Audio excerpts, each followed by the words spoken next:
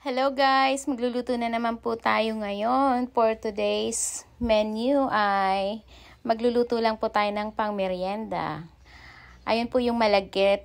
Niluto ko lang po siya sa pangalawang gata at nilagyan ko ng konting salt. At ito naman po yung ating kakanggata o coconut cream. 2 nyug po yan at nilagyan ko din po ng 2 cups of sugar. Brown sugar po ang aking ginamit. At makikita nyo po yung dahon na yun ay pandan. Halu-haluin lang po natin yan hanggang sa lumapot. At ayan na nga po, nung naglesin na yung ating gata, naging cream na siya. Coconut cream na jam. Ayan. Yung ating pong malagkit ay hindi pa po siya totally cooked. Parang half cook pa lang po siya.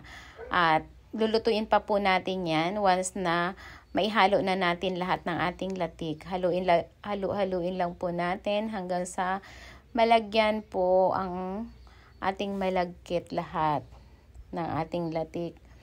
Ayan po. At pagkatapos natin maimix po lahat yan, takpan po natin ulit para maluto po siya ng tuluyan. At habang niluluto po yan ay ginawa ko naman po yung ating pambudbud. Yung ating pong pambudbud, ayan. 2 gata din po yan kasi gagamitin ko yung langis. Meron po akong ibang content sa langis na yan. Upload ko soon. Ayan po. Hintayin lang natin na lumabas lahat ng ating langis at mag-brown yung ating pambudbud.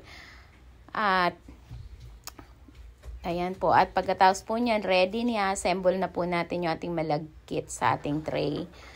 At ibubudbud na po natin dyan yung ginawa natin. Hindi ko na po nakuhanan sa inyo. Hindi ko na po nakuhanan at naipakita sa inyo kasi di ko na naman po na i-video. Kaya ayan po, ipapakita ko po sa inyo ay bawas na